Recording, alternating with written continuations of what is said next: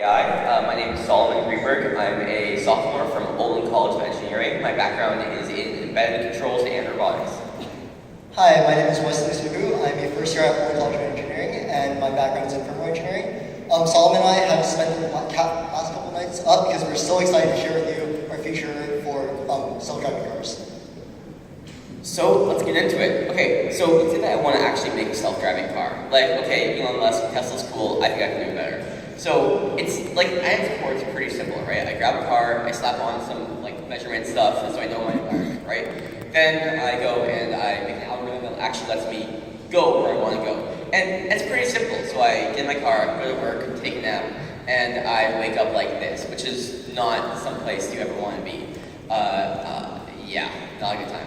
Anyways, so the issue here is real life isn't predictable. You can't cover for all edge cases, and there's just not the amount of information available to a single, say, car agent that like you actually need to do any sort of good navigation. So like, if you're leaving like an alley, right, you don't know if you're about to turn onto a road or get T-boned by some like Coca-Cola truck, right? And this is one of the simulators that we're using. So our thinking is like, how can we make real life more predictable? How can we aggregate more data? How can we actually do more with less?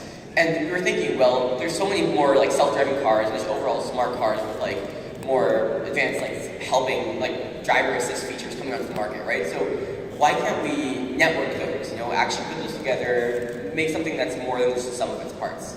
So that's what we did. So we made an intelligent mesh networking-based algorithm that allows self-driving cars to actually talk to each other. So for instance, here's an example of that exact same scenario, except now they are both running algorithms that let them actually evade each other. So our solution for this whole problem is over 2,000 lines of Python.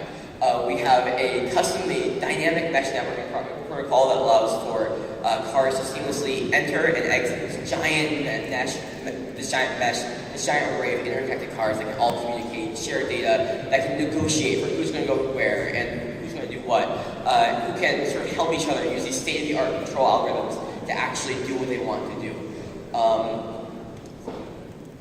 So all those buzzwords and jargon basically means we could take however many cars we want and they'll talk to each other. So here we have a simulation of 5 cars. You can't really see it so well on the screen.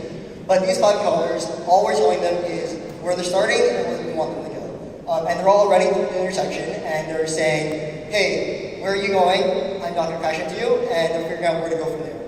And there's no traffic lights, but they're all driving through and not crashing. Alright, so the core of this is pretty much a brand new mesh networking-based algorithm that lets you really easily add nodes, aka individual cars, right?